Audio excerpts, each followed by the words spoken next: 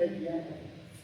और एक और बात जोड़ना चाहता हूँ कि हम चूंकि भगत सिंह का शहीद दिवस और जन्म दिवस भी लगातार मना रहे हैं, लेकिन विकल्प की पिछले दिनों नई कार्यकारिणी का चुनाव हुआ और उसमें हमने एक जिला समिति का चुनाव किया और एक संभागीय समिति का भी चुनाव किया। तो जिला समिति में हमारे इस सत्र की जो शुरुआत हो रही है इस कार्यक्रम से हो रही है और साथ ही दिनेश राय द्विवेदी ने अध्यक्षता की जिम्मेदारी संभाली है और साथ ही चांद शेरी ने एक जिला सचिव की जिम्मेदारी संभाली है।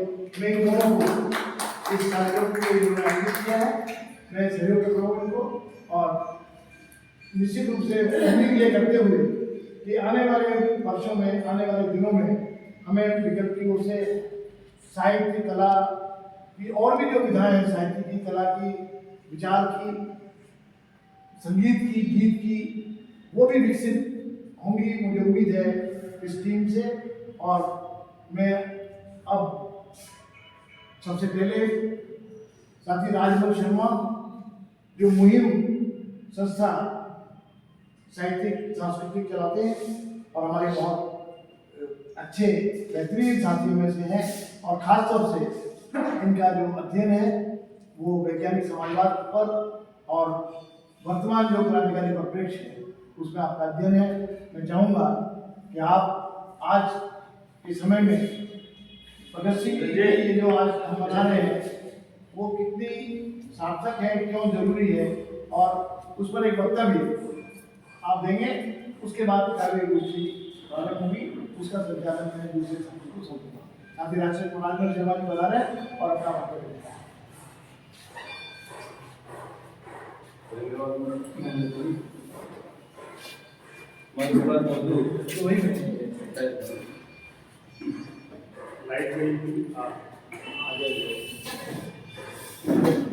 आज की सभा के अध्यक्ष साथी भाई ओम कटारा जी काफ़ी पुराने साथी हैं इस आंदोलन के, अच्छे कवि भी हैं।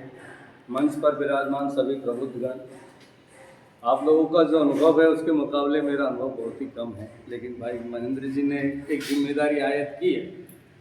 कोशिश करूँगा कि मैं अपनी बात को सही तरीके से रख पाऊँ। जिस दौर में हम भगत सिंह को मना रहे हैं ये दौर किसी से छुपा नहीं। आज दुनिया के पैमाने पर जो हो रहा है कि अमेरिका कैसे अमेरिकन इजराइल साम्राज्यवाद किस तरीके से एक ऐसे देश पर आक्रमण करता है जिसके ऊपर कोई भी आरोप नहीं और सारी दुनिया एक शांति की कामना में लगी हुई है कि ये युद्ध हो और शांति हो। कभी कभी मुझे ऐसा लगता है जैसे बिल्ली से ही दूध की रखवाली का प्रयास हो रहा है। एक साम्राज्यवादी मुल्क दूसरे साम्राज्यवादी मुल्क से कह रहा है कि भाई अमन और शांति आनी चाहिए, जबकि हमने इतिहास में पढ़ा है तो भगत सिंह ने कहा है। भगत सिंह का अगर बम असेंबली में दिए हुए बयान को अगर हम पढ़ें तो उन्होंने कहा है कि मनुष्य के द्वारा मनुष्य का शोषण एक राष्ट्र के द्वारा एक राष्ट्र का शोषण खत्म न हो जब तक हम ऐसी व्यवस्था चाहते हैं जो तमाम तरह के साम्राज्यवादी युद्धों का अंत कर दे। वो व्यवस्था कैसी होगी? वो व्यवस्था होगी समाजवाद पर आधारित मजदूर किसानों की सर्वहारा आधिपत्य वाली व्यवस्था होगी। ये असेंबली बम में इस तरह का स्टेटमेंट होगा। लेकिन इन सवालों पर आज दुनिया में चर्चा नहीं होता कि साम्राज्यवाद ही असल में युद्ध का कारण है।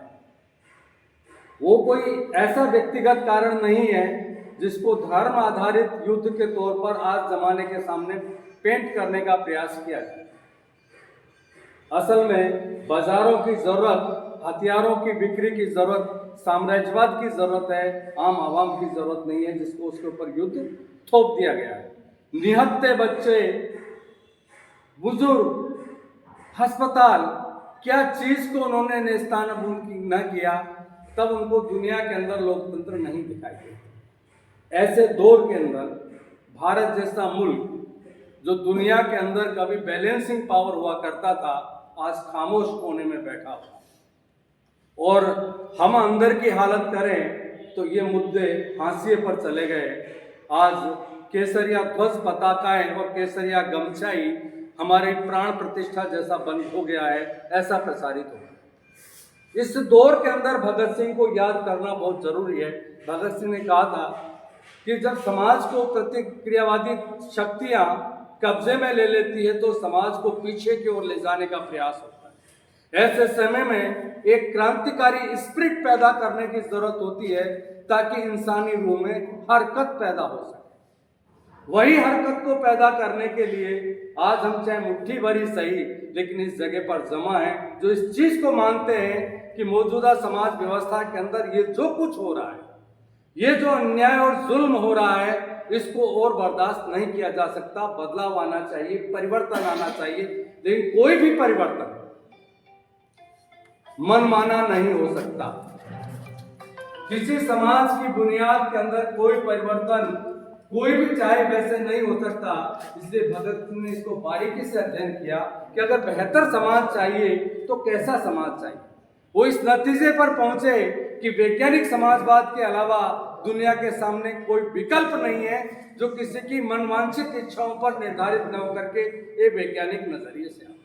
लेकिन इसकी लड़ाई खाली राजनीतिक लड़ाई नहीं, साहित्य और संस्कृति को लेकर के भी एक सवाल है।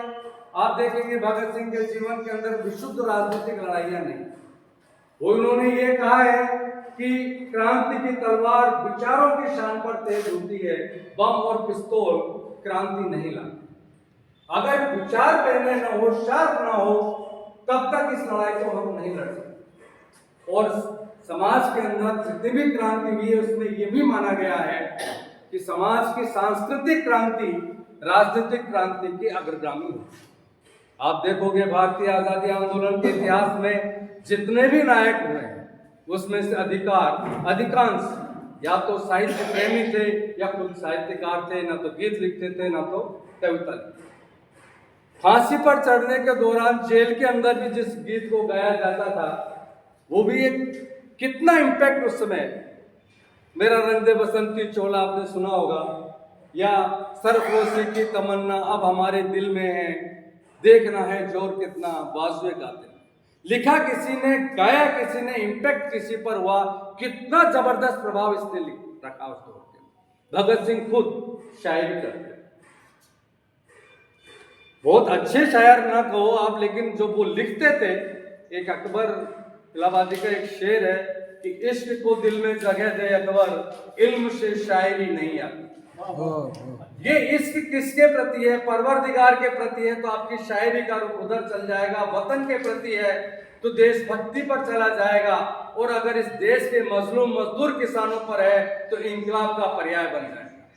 लेकिन आपको उस चीज के साथ अपने दिल की गहराइयों में इश्क होना चाहिए था। ये इश्क किया था भगत सिंह ने, तभी तो उनकी शायरी के अंदर भी वही बात रिफ्लेक्ट होती है जो वो सोचते थे और जो वो करते थे। आज हम जो यहाँ साहित्यकार बैठे हुए हैं, अच्छे ऊंचे दर्जे के साहित्यकार बेहतर समाज को देना चाहते हैं। कलम की ताकत को पहचानने का जरूरत है। साथियों, समय नहीं है भगत सिंह पर मैं चर्चा करूं तो मेरी उम्र उनके सामने बहुत छोटी है। बहुत अच्छे पीएचडी करने वाले लोग भी उनके लिए कुछ ज्यादा लिख नहीं पाए, लेकिन उन्होंने जो कहा और उन्होंने जो किया उसमें तफरका नहीं था। मैं इस बात को शिद्दत से स्वीकार करता हूं कि उसकी कथनी और कथनी के अंदर कोई अंतर नहीं। भगत सिंह जो करके चले गए, जो हमारे पीछे टास्क छोड़ गए, वो कहते थे, एक बार जेल में उनसे पूछा कि भगत सिंह आपके रिश्तेदार कौन है, आपसे कोई मिलने नहीं आते हैं? तो बाबा भूपेंद्रनाथ को उन्होंने जवाब दिया था कि देखिए, ये सभी लोग तो मेरे रिश्तेदार हैं जो इस क्रांति के लिए, इस आंदोलन के लिए, भारत की आज़ादी के लिए शहीद हो रहे हैं। हम सब एक ही खून के लोग हैं, एक ही जगह से हमारा खून आया है, एक ही जगह हमारा जाएगा। हम सब एक रिश्तेदार। दूसरे रिश्तेदार वो लोग हैं जिनसे हमने प्रेरणा ली है और इस आंदोलन के अंदर कूदे हैं, वो हमारे दूसरे रिश्तेदार हैं। तीसरे रिश्तेदार वो होंगे जो इस शहादत से, इस कुर्बानियों से प्रेरणा लेकर के नए समाज की रचना करें। पहले दो रिश्तेदार अपना काम पूरा कर गए, लेकिन हम जो तीसरे रिश्तेदार, हम अपना फर्ज कितना निभा रहे हैं आज ये मूल्यांकन का जरूरत है। तो इस दौर के अंदर जो हमारी कलम है, वही कलम की ताकत को आज देखिएगा, मिसाइल से, रॉकेट से ये व्यवस्था के नुमाइंदे नहीं डरते। इस युद्ध के बीच में अपने मुनाफे का रास्ता ढूंढ लेते हैं।